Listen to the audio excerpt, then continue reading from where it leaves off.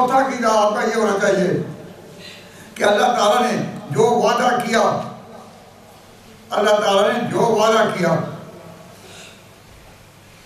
کہ اب یہ حضور کی آمد کے سلسلے میں جو عزت رہی ہے کعبہ کی، یہ عزت کب تک رہے گی۔ اگر آپ نے یہ بات سمجھ لی تو آپ کو اگلی بات سمجھنا بہت آسان ہو جائے گا۔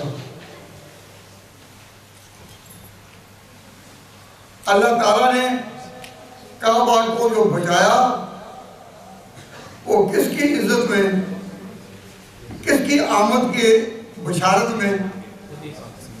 اللہ تعالیٰ نے اس لیے کہ اس کا آخری پیغمبر یہیں سے آج سے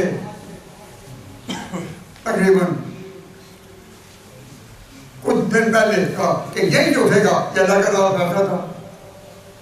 تو اللہ تعالیٰ نے کعبہ کو عزت دی حضور صلی اللہ علیہ وسلم کی پیدائش سے تقریباً 50 دن پہلے، اور دنیا نے دیکھا بڑے بڑے ہاتھی لشکروں سمیت چھوٹے چھوٹے پرندوں کی چونچوں کی کنکریوں سے موت میں آئے۔ اتنا بڑے ہاتھی چھوٹے چھوٹے پرندوں کا جو لشکر تھا، ابابیل تھا، پرندوں کا لشکر تھا، ان کی چونچ سے جو کنکری گرتی وہ ہاتھی کی موت کا سبب ہوتی۔ تو آپ کا یہ بھی عقیدہ ہونا چاہیے اللہ چاہے تو ایک کنکری سے ہاتھی کی طاقت کو بھی ضائع کر سکتا ہے، پامال کر سکتا ہے۔ اس وقت عرب کے کیا حال ہو رہا ہے؟ اس وقت سعودی عرب میں کس طرح باغی جو ہے وہ حملہ کر رہے ہیں، یہ تو آپ دیکھتے ہوں گے، پڑھتے ہوں گے، میں اس کی تفصیل میں نہیں جاتا۔ مجھے قرآن کی روشنی سے آپ کو یہ بات سمجھانی ہے کہ اللہ تبارک و تعالیٰ جل شانہ نے حضور کے استقبال میں پہلے یہ مظاہرہ کیا کہ کعبہ کو بچایا یا نہیں، اور کس سے بچایا؟ کس سے بچایا؟ چھوٹی چھوٹی کنکریوں سے ہاتھی مارے۔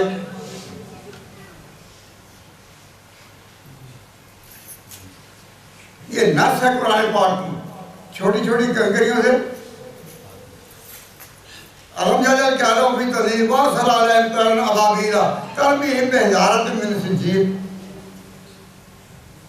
تو یہ کہنا کہ دنیا کی بڑی بڑی طاقتیں ہیں ایک طرف اور مسلمانوں کی سزائیں ایک طرف، یا اللہ ان مسلمانوں کو کیا بنے گا؟ آپ کو قرآن پر عقیدہ ہو کہ کنکری سے ہاتھی مر سکتا ہے۔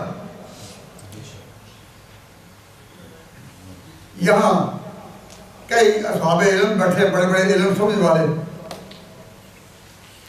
وہ اس آواز کو ہر جگہ لگائیں جہاں بھی ہو کہ کنکریوں سے ہاتھی مر سکتا ہے۔ میں کوئی کعبہ کی عقیدت میں نہیں سے بول رہا ہوں، عقیدہ بول رہا ہوں کہ اللہ تبارک و تعالیٰ چاہے بول دو تو کنکری کتنی معمولی کنکری، اور وہ بھی آزاد کنکری نہیں یہاں کی، بلکہ پرندے کے منہ سے گری، تو پرندے کی چونچ اور چھوٹی اور اس سے گری کنکری اور چھوٹی، اس سے زیادہ کنکری جو صغیر ہو سکتی ہے۔ تو وہ کنکری کا نہایت چھوٹا پن پرندے کی چونچ سے گرنے والی، اور کیسے کو مارے گی؟ تو جو لوگ یہ کہتے ہیں کہ دنیا کی بڑی بڑی طاقتیں ہیں، فلاں ملک اتنی بڑی طاقت، اتنی بڑی طاقت، اتنی بڑی طاقت، اس کا مقابلہ کیسے ہوگا؟ آپ کا جواب زبان سے نہیں، ایمان سے ہونا چاہیے۔ کچھ باتیں ہیں جن کا جواب ہم زبان سے دیتے ہیں، اور کچھ باتیں ہیں جن کا جواب ایمان سے دیتے ہیں۔ آپ ایمان سے جواب دینا سیکھیں، زبانیں تو غلط صحیح صحیح چلتی ہیں، زبانیں کس کی نہیں چلتی۔ گزارش یہ ہے کہ آپ کا عقیدہ ہے یا نہیں کہ کنکریوں سے، چھوٹی چھوٹی کنکریوں سے ہاتھی مر سکتے ہیں، اور یہ قرآن میں ہے۔ آپ کو یہ بات سمجھ آئے تو پھر بزدلی کا شکار کیا بنے گا؟ اپنی طاقت دیکھنا چاہیے، اپنی طاقت دیکھنا چاہیے۔ بھائی اللہ کے بندو، زبان سے نہیں، طاقت دیکھنی ہے تو ایمان سے. ہمارے ایمان کا مرکز قرآن ہے. قرآن کہتا ہے، قرآن بتاتا ہے کہ کنکریوں سے ہاتھی اللہ مار سکتا ہے جب چاہے. اور اگر آپ کہیں نہیں تو باری گیا، باقی ختم، باری ختم. آپ کون سنتا ہے؟ پھر ہماری کون سنتا ہے؟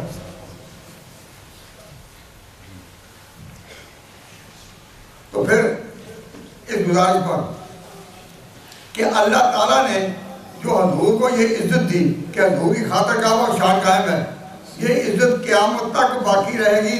اگر یہ ہو تو اس کا نام میں لیا کرتا ہوں پنجابی میں کہاں کے لیے یاد کرنے. آپ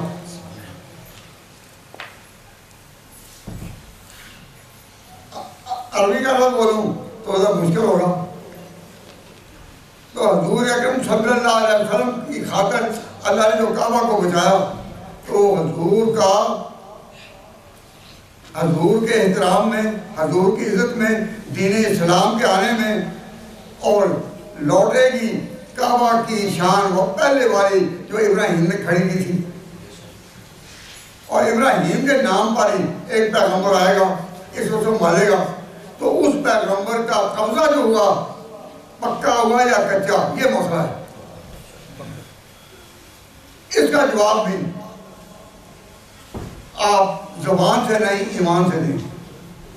سوال میرا یہ ہے کہ یہ جو حالات میں نے بیان کیے، ان کے بعد حضور کا قبضہ جو ہوا، وہی بت نکالے گئے کعبہ سے، اور اس کے بعد سے لے کر اب تک جب حضور اس کی وجہ سے وہ بت نکلے تو دوبارہ بت وہاں آئے. اب تک حکومتوں پر حکومتیں بدلتی رہیں، خلفاء پر خلفاء آتے رہے، آپس میں لڑتے بھی رہے، اختلاف بھی رہا، لیکن کعبہ میں دوبارہ بت آ سکے؟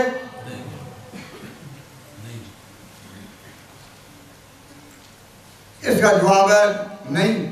تو اس کا میں اردو پنجابی میں یوں سمجھاتا ہوں کہ حضور اکرم صلی اللہ علیہ وسلم کا کعبہ پر اب جو قبضہ ہوا، یہ قبضہ کچا یا پکا؟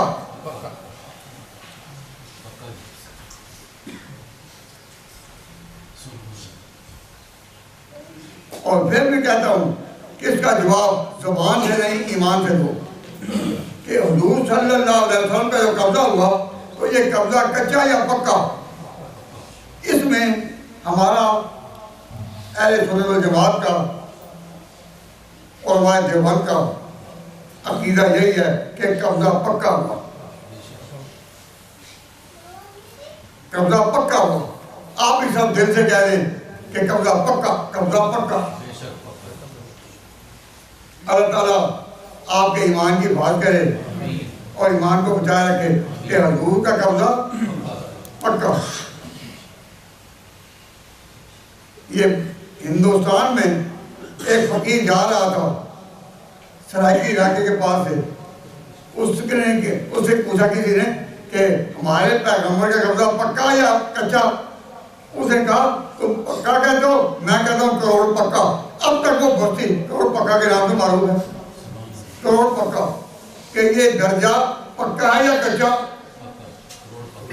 پکا. اور کس درجے میں؟ کہو کروڑ پکا.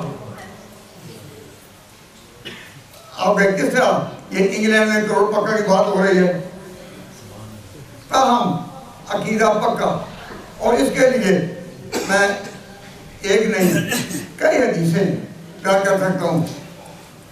فرمایا نبی پاک صلی اللہ علیہ وسلم نے کہ دنیا کا جب آخر آئے گا، دنیا کا آخر آنے والا ہوگا، قیامت کے جب حالات پیدا ہو جائیں گے، تو فرمایا حضور نے کہ دجال ظہور کرے گا، اور دجال ساری دنیا پر قبضہ کر لے گا، ساری دنیا میں اس کے جھنڈے لہرائیں گے، ساری دنیا والے دجال کی اور دجالی طاقتوں کی قسم کھائیں گے، اس کے بعد رہیں گے. لیکن جب وہ دجال رخ کرے گا میرے مدینہ کا، اس طرح پگھل جائے گا، اس طرح پگھل جائے گا جس طرح کی برف پگھل جاتی ہے. تو حضور صلی اللہ علیہ وسلم فرماتے ہیں کہ جب وہ کب مدینہ کی طرف آنے والا ہوگا تو صرف الملائکۃ وجہہ الی الشام، اللہ تعالیٰ اس کا رخ پھیر دیں گے شام کی طرف۔ اللہ تعالیٰ کے قہری ہاتھ، اس کے تکوینی ہاتھ دجال کا منہ پھیر دیں گے کدھر؟ شام کی طرف۔ جب دجال ساری دنیا میں گھومے گا، ساری دنیا والے اس کے ساتھ ہو جائیں، لیکن جب وہ مدینہ کا رخ کرے گا تو صرف الملائکۃ، فرشتے پھیر دیں گے اس کا منہ، وجہ اس کا منہ الی الشام، شام کی طرف۔ وہ میرے مدینہ میں داخل نہیں ہو سکے گا۔ متواتر حدیث میں مدینہ کی بات، اور صحیح مسلم کی ایک روایت میں کہ مکہ اور مدینہ میں داخل نہیں ہو سکے، وہ مکہ بھی ہے۔ تو یہ جو نہیں داخل ہو سکے گا، اس کا نتیجہ کیا ہے؟ کہ حضور کا قبضہ، بولو، پکا، حضور کا قبضہ پکا۔ جب حضور نے فرما دیا کہ دجال بھی جو آخری دور میں شر کا سب سے بڑا نشان ہوگا، وہ بھی داخل نہیں ہو سکے گا مکہ مدینہ میں، تو حضور کا قبضہ پکا یا کچا؟ اب ایک فیصلہ میں اپنی زبان سے نہیں بیان کرتا، آپ اپنے دلوں میں سوچیں، جو لوگ یہ عقیدہ رکھتے ہیں کہ مکہ اور مدینہ میں اب پھر کفر داخل ہو چکا ہے، وہاں کے اماموں کے پیچھے نماز بھی جائز نہیں، جب حج یا عمرہ کے لیے جاؤ تو وہاں کے اماموں کے پیچھے نماز بھی نہ پڑھو، ان کا عقیدہ کیا ہوگا؟ قبضہ پکا یا کچا؟ ان کا عقیدہ ہے کہ قبضہ کچا ہوا تھا، کفر دوبارہ تو وہیں آ سکتا ہے نا، کفر دوبارہ تو وہیں آئے گا نا جہاں کچا قبضہ ہوگا، اور جو پکا قبضہ ہو تو پھر تو کفر نہیں آ سکتا۔ تو ہمارا مسئلہ کے جوان کا عقیدہ یہ ہے کہ حضور کا قبضہ پکا، ان کا عقیدہ ہے کہ حضور کا قبضہ کچا، اور وہ کہتے ہیں کہ حضور کا قبضہ جو تھا وہاں یہ اٹھایا گیا تھا آج سے تقریباً 1 صدی پہلے۔ کس طرح اٹھایا گیا وہ ایک راز ہے، اس کے لیے بہت لگتا ہے۔ اگر آپ کو اس میں دلچسپی ہے تو یہاں ہفتہ کے دن جو درس ہوتا ہے اور اس میں بیان جاری تھا معراج النبی کا، ہم اس کو چھوڑ کر اس مسئلے کو بیان کر دیں تو آپ بالکل حیران ہو جائیں گے کہ یا اللہ اتنا غلط عقیدہ کہ قبضہ حضور کا کچا تھا، حضور تو کہیں دجال بھی داخل نہیں ہو سکے گا، اور یہ کہیں دجال کیا امام بھی داخل ہوئے کفر کے، جو بے ادب ہیں گستاخ ہیں وہاں بھی ہیں۔ اس میں آج کتنے ذہن متذبذب ہیں کہ کیا یہ جو عقیدہ رکھنا ہے یہ اس میں حضور کی عزت ہے؟ کیا قرآن کا بڑا جعل اللہ الکعبۃ البیت الحرام قیاما للناس، اس کے مطابق ہے یہ عقیدہ؟ میں اللہ گھر میں قسم سے آپ سے کہہ سکتا ہوں کہ حضور کا قبضہ پکا، جب تک یہ دنیا ہے کعبہ رہے گا قائم، دجال کے گرفت میں نہیں آ سکتا، اور جب اللہ کو ہی منظور ہوگا کہ دنیا قائم نہ رہے تو پھر دنیا قائم جعل اللہ الکعبۃ البیت الحرام قیاما للناس، تو قیام اس طرف اور پھر آگے قیامت، قیام اور قیامت، ان دو عقیدوں پر چلو۔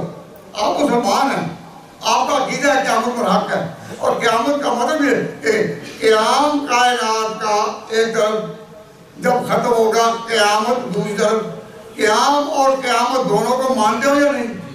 اللہ قرآن میں کیا کہتا ہے کہ دنیا اس وقت تک قائم ہے جب تک کعبہ ہے، تو اب کعبہ کے حالات کیا کیوں نہ ہوں، سعودی عرب کے حالات کیوں نہ ہوں، آپ اپنے ایمان سے آتے کا جواب دیں کہ یہ کیا ہوگا کیا ہوگا۔ ہمارا عقیدہ پکا ہے کہ جب تک کعبہ قائم، جب تک قیامت نہیں آنی، کعبہ قائم رہے گا، اور کعبے والی امت بھی قیامت تک چلے گی۔